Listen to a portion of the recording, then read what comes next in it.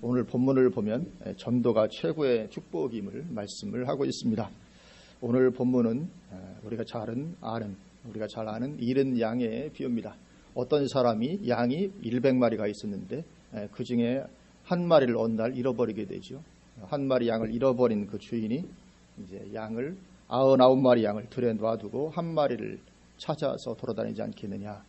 그리고 찾으면 그 양 한 마리 찾은 것 때문에 기뻐하고 즐거워할 것이다. 그래서 이웃들과도 더불어 그 즐거움을 나눌 것이다. 그렇게 말씀을 하고 있습니다. 그러면서 오늘 7절 보면 덧붙이시기를 내가 너희에게 이르노니 이와 같이 죄인 한 사람이 회개하면 하늘에서는 회개할 것 없는 의인 99으로 말미암아 기뻐하는 것보다 더하리라. 그렇게 말씀을 하고 있습니다. 이 천국에서의 기쁨이 우리는 볼 수는 없지만 천국에서의 기쁨이 있다고 말씀합니다. 그래서 여기 회개할 것 없는 의인 99, 당연히 하나님 기뻐하시겠죠. 회개할 것이 없는 의인 99을 하나님이 얼마나 기뻐하시겠습니까? 우리가 신앙의 본질 가운데 있고 참된 신앙 가운데 예배하고 주님을 높이고 할 때 당연히 하나님은 대단히 기뻐하실 것은 틀림이 없는 사실입니다. 그러나 그럼에도 불구하고 그보다 더 기뻐하시는 것이 한 영혼이 돌아오는 것이라고. 이뤄졌던 한 영혼이 하나님께로 돌아오는 것이 의인 한 명도 아니고 99보다도 더 기뻐할 것이다. 주님은 그렇게 말씀을 하고 있습니다. 이것은 당연한 것이죠. 사람 가운데서도 어떤 사람이 자녀가 여럿이 있는데 어느 날 한 자녀가 실종되었다. 그러면 뭐 아직도 몇 명 남아있으니까 괜찮지 뭐. 그럴 부모가 있겠습니까? 그럴 부모는 없는 거죠. 어느 날 한 자녀가 실종되었다. 그러면 나머지 자녀들이 물론 잘 자라고 부모에게 효도하고 당연히 기뻐하겠죠. 부모가 자녀들이 건강하니까. 그러나 그럼에도 불구하고 실종되었던 자녀가 돌아오게 된다면 그것보다 더 기뻐할 것은 없는 것이죠. 한 영혼을 주님께로 돌아오게 하는 전도가 그처럼 하나님께 가치가 있고 하나님께서 기뻐하신 것이다. 그렇게 말씀을 하고 있습니다. 그렇기 때문에 그 일에 쓰임받은 전도자는 어떠하겠습니까? 최고의 축복을 받을 것은 틀림없는 사실이죠. 전도가 그만큼 축복입니다. 한 영혼은 천하보다 귀하다고 주님 말씀하십니다. 한 영혼이 천하보다 귀하다. 그래서 그 한 영혼이 예수님 믿고 하나님께로 돌아오게 될 때 그것은 하나님께 엄청난 기쁨이고 천국에서도 엄청난 기쁨이고 그리고 그 일에 쓰임받은 전도자는 인생 최고의 축복을 누리게 되는 것이죠. 그래서 신약 성경에 나오는 위대한 인물들은 다 전도자들이었습니다. 신약 성경에 나오는 위대한 인물들 다 전도자들입니다. 사도들은 다 전도자들이었죠. 사도들은 다 전도자들이었습니다. 그리고 우리가 잘 아는 대로 바울과 그 일행들 다 전도자들이었습니다. 그리고 집사님들 중에서도 가장 위대한 집사들은 전도자였던 빌립과 스데반입니다. 그런 것입니다. 그래서 이 전도자가 축복입니다. 위대한 영성가보다 더 위대한 사람은 위대한 전도자입니다. 위대한 영성가보다 더 위대한 사람이 위대한 전도자입니다. 왜냐하면 그들이야말로 진정한 아버지의 마음을 가진 자들이기 때문에 그렇습니다. 아버지의 마음이 제일 가 있는 곳이 어디입니까? 실종된 자녀에게죠. 아버지의 마음은 실종된 자녀에게 가장 많이 가 있습니다. 비록 나머지 자녀들이 여럿 있다 할지라도 그 마음은 항상 실종된 자녀에게. 우리가 잘 알듯이 세월호 사건이 일어난 지 벌써 몇 년이 지났지만 여전히 그 실종된 자녀의 부모들은 지금까지도 온 마음을 거기에 두고 있는 것을 보게 되죠. 만약에 자녀 한 명이 실종되었다. 그러면 그 부모는 아마 평생 마음이 그 자녀에게 가 있을 것입니다. 그래서 하나님의 마음도 항상 잃어진 영혼들에게 가 있기 때문에 그래서 그 잃어진 영혼에 대한 마음을 가지고 살아가는 사람들 바로 아버지의 마음을 가진 사람들입니다. 아버지의 마음은 잃어진 영혼의 최고로 그 마음이 가 있기 때문에 그렇습니다. 그래서 하나님의 마음이 거기 얼마나 크게 가 계신지 오늘 본문에 잃은 양의 비유를 말씀하시는데 잃은 양의 비유 그 한 번으로 끝내지 않으시고 거듭 다른 비유를 들어서 반복하십니다. 성경에서 반복은 강조입니다. 그래서 그 이어서 8절부터 잃은 드라크마 비유로 또 말씀하십니다. 같은 내용인데 비유만 달리해서 또 말씀하시죠. 그래서 오늘 8절 보면 어떤 여자가 10드라크마가 있는데 하나를 잃으면 등불을 켜고 집을 쓸며 찾아내기까지 부지런히 찾지 아니하겠느냐. 또 찾아낸즉 벗과 이웃을 불러 모으고 말하되 나와 함께 즐기자. 잃은 드라크마를 찾아내었노라 하리라. 내가 너희에게 이르노니 이와 같이 죄인 한 사람이 회개하면 하나님의 사자들 앞에 기쁨이 되느니라. 그렇게 말씀하고 있습니다. 잃은 양의 비유와 똑같죠. 똑같은 것을 비유만 달리해서 말씀하십니다. 왜냐하면 강조하시기 위해서 하나님을 모르고 떠났던 그 멸망할 수밖에 없었던 그 한 영혼이 주님께 돌아오는 것이 그렇게 큰 사건이고 중요하고 천국에서 굉장히 의미 있는 그 어떤 일보다도 천국에서 천사들이나 천국의 하나님 가장 기뻐하는 것은 당연히 그걸 것입니다. 이런 영혼이 돌아오는 것. 똑같은 비유를 또 이런 드라크마 비유로 말씀하시는데 그것으로도 또 부족하십니다. 그래서 또 11절부터 계속 또 이번에는 탕자의 비유를 통해서 또 반복해서 말씀하십니다. 다 같은 내용을 반복하고 계십니다. 여기 탕자는 11절부터 나오니 탕자는 아버지를 떠나 잃어버린 아들로서 잃어버린 한 마리 어린 양과 같은 그 위치에 있는 사람입니다. 그런 존재죠. 그래서 하나님 떠난 인생이 얼마나 비참한지를 이 탕자의 비유에서는 보여주고 있습니다. 아버지를 떠나서 고생합니다. 온갖 고생을 하는데 그것은 하나님을 떠나서 사는 삶이 고통스러운 삶을 살고 있는 그 인생을 상징합니다. 하나님을 떠나 사는 인생이 고통이죠. 오늘날 우리 인생이 고통스러운 인생을 살아가는 수고와 슬픔밖에 없다고 말하는 인생을 살아가는 이유가 하나님을 떠나서 그런 거죠. 하나님과 처음에 인간을 창조하셨을 때 에덴 동산에서의 그 삶은 놀라운 축복입니다. 그런데 하나님을 떠났기 때문에 그 모든 것을 잃어버리게 됐죠. 그래서 하나님을 떠나 고생하는 인생을 이 탕자가 상징하고 있습니다.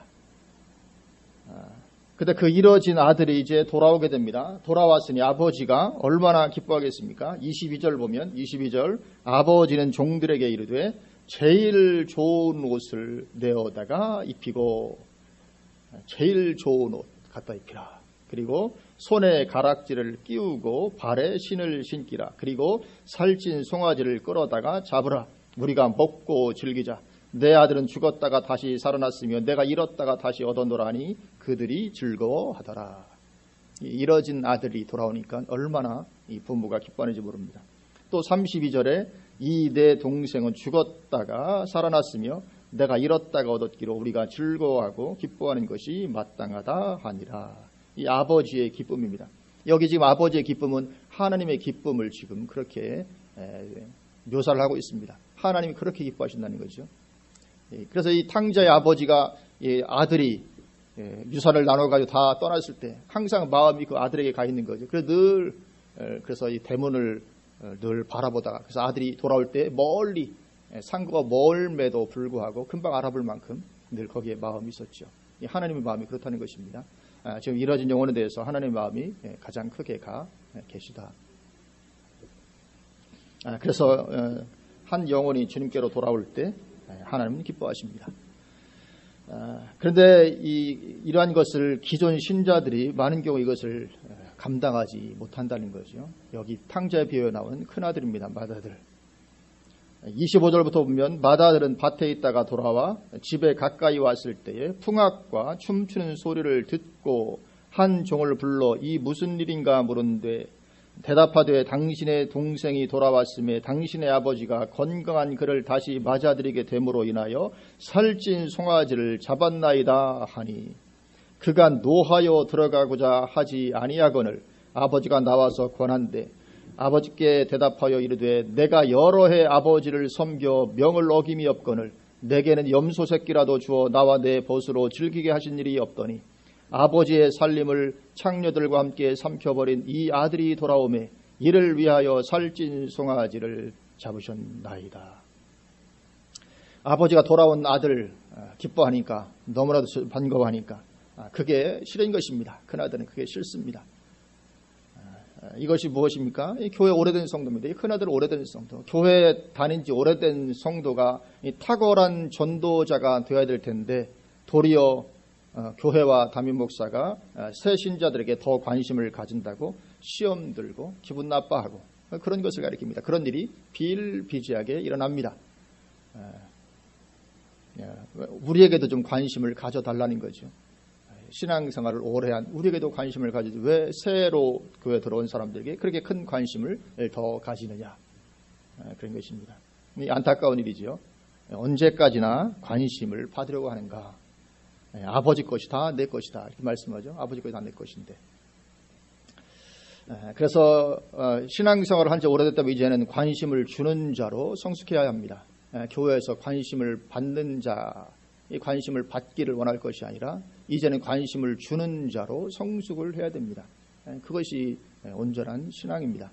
오늘 여기 마다들처럼 이런 가운데 있으면 안 됩니다. 아들이 돌아오니까 아버지가 너무 기뻐하고 반갑고 잔치를 베푸니까 그것이 싫은 것입니다.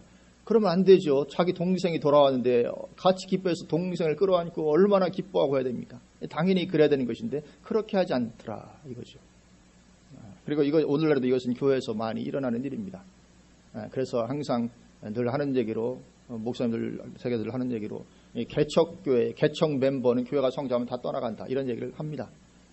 왜냐하면 교회가 세워지면 커지면 다시 이제 새로운 가족들에게 관심이 가게 되니까 개척 멤버가 소외감을 느끼고 결국은 교회를 떠나가는 이런 일이 거의 흔히 일어나는 일이다. 그런 이야기를 하지요. 그러나 우리는 신앙생활이 오래되면 이제 관심을 주는 자로 성숙을 해야 될 줄로 믿습니다. 관심을 주는 자, 전도자로, 새신자 챙겨주는 자로 성숙해야 되죠. 관심 안 준다고 시험이나 들고 해서는 안 되는 것입니다. 그래서 오늘 본문에 잃어버린 어린 양의 비유인데, 이 잃어버린 어린 양이라는 표현에서 본래는 잃어버리지 않고 하나님께 있었던 양이었음을 보여줍니다. 원래는 하나님께 있었던 얘기죠. 본래 인간은 모두 하나님의 가족이었습니다. 처음에 인간은 하나님의 가족입니다. 다. 그러나 인간이 사탄의 꾀임에 넘어감으로 이뤄진 양이 되죠. 선악과 에덴 동산에서 사탄의 꾀임에 넘어가서 선악과를 따먹으로 말미암아 하나님을 떠나고 이뤄진 그런 존재가 되었습니다. 그리고 그 결과는 탕자의 비유에 나오는 것처럼 비참한 삶입니다. 그래서 우리가 흔히 볼 때 남들이 보기에는 부러워 보이는 삶일지 몰라도 하나님을 떠나 사는 그들 삶 속에는 해결하지 못하는 영적 문제들로 고통을 당하고 있습니다. 그렇게 사는 삶도 고통입니다. 인생이 수고와 슬픔입니다. 그런 가운데 살다가 죽어서는 마침내 지옥의 불 속으로 들어가게 되죠. 이제 16장으로 가서 16장의 부자와 나사로의 비유에서 보여주고 있습니다. 부자가 있고 나사로가 있었습니다. 부자는 살아생전에 하나님 잘 믿지 않았습니다. 나사로는 잘 믿었습니다. 죽고 나니까 나사로는 천국 아브라함의 품으로 들어가고 부자는 어디 갑니까? 죽어서 지옥에 들어가게 되죠. 16장 22절 이에 그 거지가 죽어 천사들에게 받들려 아브라함의 품에 들어가고 부자도 죽어 장사되매 그가 음부에서 고통 중에 눈을 들어 멀리 아브라함과 그의 품에 있는 나사로를 보고 불러 이르되 아버지 아브라함이여 나를 긍휼히 여기사 나사로를 보내어 그 손가락 끝에 물을 찍어 내 혀를 서늘하게 하소서. 내가 이 불꽃 가운데서 괴로워하나이다. 내가 이 불꽃 가운데서 괴로워합니다. 이 영원한 불꽃, 영원한 불 가운데 고통당할 수밖에 없는 것이 하나님을 떠나 살았다가 죽은 인생입니다. 하나님은 아무도 그렇게 멸망 가운데 들어가기를 원치 않으시죠. 그래서 베드로후서 3장 9절을 보면 주의 약속은 어떤 이들이 더디다고 생각하는 것 같이 더딘 것이 아니라 오직 주께서는 너희를 대하여 오래 참으사 아무도 멸망하지 아니하고 다 회개하기에 이르기를 원하시느니라. 그렇게 말씀합니다. 하나님은 한 명도 지옥에 들어가는 멸망 가운데 가지 아니하고 다 회개하고 구원받기를 원하십니다. 그렇기 때문에 그 일 감당하는 전도자 당연히 최고의 축복입니다. 한 영혼, 지옥 들어갈 영혼 건져내서 천국으로 들어가게 한 그 일을 감당하는 전도자 최고의 축복인 줄로 믿습니다. 하여튼 한 영혼 주님께로 인도하는 것보다 더 큰 축복은 없습니다. 한 영혼이 천하보다 귀하다. 그래서 그 일을 감당하는 전도자가 큰 축복인 이유는 그들이야말로 진정 하나님 아버지의 마음을 가진 사람들이기 때문에 그렇습니다. 하여튼 아버지의 마음이 가 있는 거기에 내 마음도 가 있어야 되죠. 아버지의 마음은 이뤄진 아들에게로 가 있는데 이 맏아들은 거기에 가 있지 않죠. 거기에 가 있는 것이 최고의 축복입니다. 구약시대와 다른 신약시대의 특징이 여러 가지가 있는데 그 중에 하나는 전도입니다. 구약시대와 다른 신약시대의 특징 중 하나는 전도입니다. 그래서 16장 16절 보면 우리 16장 16절은 우리 같이 한번 한 목소리로 봉독하실까요? 율법과 선지자는 요한의 때까지요 그 후부터는 하나님 나라의 복음이 전파되어 사람마다 그리로 침입하느니라. 아멘. 율법과 선지자, 이 구약을 가리킵니다. 율법과 선지자, 구약 시대는 요한까지다. 그리고 그 이후부터는 이제 하나님 나라의 복음이 전파되어 사람마다 그리로 침입한다. 신약 시대의 특징입니다. 구약과 다른 신약 시대의 특징, 큰 특징은 복음이 전파되고 잃어진 영혼들이 하나님께로 돌아오는 것입니다. 구약 시대는 그렇지 않았죠. 구약 시대는 그 복음이 이스라엘 안에만 있었습니다. 이스라엘에서 택한 선민, 이스라엘만 택하신 민족이었습니다. 그러나 신약 시대 들어서면서 예수님께서 십자가에 달리심으로 우리의 모든 죄를 사하시고 그때부터 이제 하나님 나라의 복음이 전파되어서 이제 사람들이 하나님의 나라로 침입해 들어오기 시작하는 것입니다. 들어오는 것입니다. 그래서 신약 시대의 가장 큰 특징 중 하나는 잃어진 영혼의 전도입니다. 우리가 전도로 쓰임 받게 되시기를 주님의 이름으로 축원을 드립니다. 그래서 우리가 이런 말씀을 들으면 우리는 금방 그러면 어떻게 이제 전도하지? 이런 마음의 부담감만 잔뜩 가지게 됩니다. 참 어려울 텐데 어떻게 전도하지? 이런 부담감. 물론 부담감을 어느 정도는 가져야 됩니다. 아무런 그런 영혼에 대한 부담감 없이 살아간다. 이건 크리스찬이 아닙니다. 전도에 대한 부담감이 전혀 없이 그냥 아주 프리하게 그냥 살아간다. 이 진정한 크리스찬은 아니죠. 그러나 그럴다 할지라도 이 부담감만으로 되어지지 않습니다. 한 영혼 주님께 돌아온다는 것이 내가 부담감만 가진다고 되지 않습니다. 전도는 억지로 하는 게 아닙니다. 성경에 억지로 전도하지 않습니다. 전도는 억지로 하는 게 아니고 전도는 본래 성령의 하시는 일입니다. 전도는 성령이 하시는 일입니다. 그래서 내가 성령 충만한 가운데 있는 게 핵심입니다. 내가 전도자로 쓰임받기를 원합니다. 그 최고의 축복 가운데 들어가기를 원합니다. 그럼 어떻게 됩니까? 내가 성령 충만한 가운데 있는 것이 그 일의 핵심입니다. 그래서 오늘 본문이 있는 누가복음을 마치면서 마지막 장 24절에 47절부터 보면 또 그의 이름으로 죄사함을 받게 하는 회개가 예루살렘에서 시작하여 모든 족속에게 전파될 것이 기록되었으니 너희는 이 모든 일의 증인이라. 볼지어다 내가 내 아버지께서 약속하신 것을 너희에게 보내리니 너희는 위로부터 능력으로 입혀질 때까지 이 성에 머물라 하시니라. 이렇게 말씀합니다. 너희는 이 모든 일의 증인이라.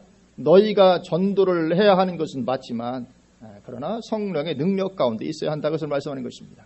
너희는 증인이다. 그러니까 나가라. 그렇게 말씀하지 않고 너희가 증인인데 성령의 능력 가운데 있어야 한다. 그 일을 위해서 그렇게 말씀하고 있습니다. 또 사도행전을 시작하면서 또 말씀하시죠. 사도행전 1장 8절을 보면 오직 성령이 너희에게 임하시면 너희가 권능을 받고 예루살렘과 온 유대와 사마리아와 땅끝까지 이르러 내 증인이 되리라 하신지라.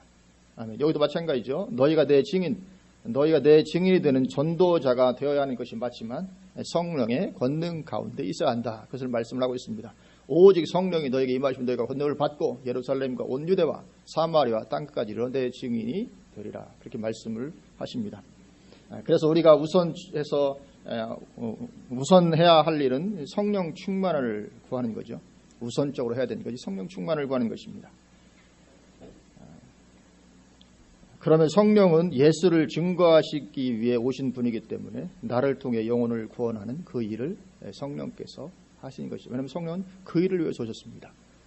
그래서 요한복음 15장 26절 이것도 우리 같이 한번 찾아서 한번 보실까요? 우리 잘 아는 말씀이지만 요한복음 15장 26절 요한복음 15장 26절 우리 같이 한번 한 목소리로 봉독하시겠습니다. 내가 아버지께로부터 너희에게 보낼 보혜사 곧 아버지께로부터 나오시는 진리의 성령이 오실 때에 그가 나를 증언하실 것이요. 아멘. 진리의 성령이 오실 때 그가 나를 증언하실 것이다. 성령님이 예수님을 증언하십니다. 그 일을 위해서 오십니다. 성령께서 있다는 것은 가장 큰 목적 예수 그리스도를 증언하는 것입니다. 그래서 전도는 본래 성령이 하실 일인 거죠. 성령이 하시는 일입니다. 물론 성령님은 그 일을 나를 통해 하시죠. 성령이 하시는 일인데 성령은 항상 우리를 통해서 나를 통해서 그 일을 하시는 것입니다. 또 고린도전서 12장 3절에서도 그러므로 내가 너희에게 알리노니 하나님의 영으로 말하는 자는 누구든지 예수를 저주할 자라 하지 아니하고 또 성령으로 아니하고는 누구든지 예수를 주시라 할 수 없느니라. 그렇게 말씀합니다. 성령이 아니고는 누구든지 예수님을 향해서 진정한 마음으로 주님이라고 부를 수 없다는 것입니다. 그래서 예수 믿게 되는 것은 성령의 역사입니다. 그래서 이 전도자의 축복이 가장 큰 축복인데 이 전도자의 축복을 위해서는 성령 충만한 가운데 있는 것이 핵심입니다. 성령 충만한 가운데 나에게 충만함이 있어야 당연히 전도할 수 있는 거죠. 그리고 그렇게 성령 충만함 가운데 있기 위한 핵심은 늘 말씀 묵상과 기도에 머무는 것입니다. 늘 말씀 묵상과 기도, 항상 기본이 가장 중요합니다. 늘 시간 날 때마다 말씀을 묵상하고 기도하면서 그 자리에 머무는 거죠. 그럴 때 우리가 성령의 충만함을 받고 그러면서 많은 영혼 하나님께 인도하는 그런 최고의 축복자가 되게 되는 것인 줄로 믿습니다. 하여튼 거기에 우리의 온 마음을 두시고 우리가 달려갈 수 있기를 주님의 이름으로 축원을 드립니다. 늘 말씀 묵상하고 기도하면서 늘 충만함을 가지고 유지하고 더 큰 은혜와 능력 가운데 머물고 그러면서 때를 따라서 그렇게 나를 통해서 성령께서 영혼들을 주님께 인도하도록 그 일에 쓰임받는 그런 우리의 삶이 될 수 있기를 주님의 이름으로 축원을 드립니다. 아멘.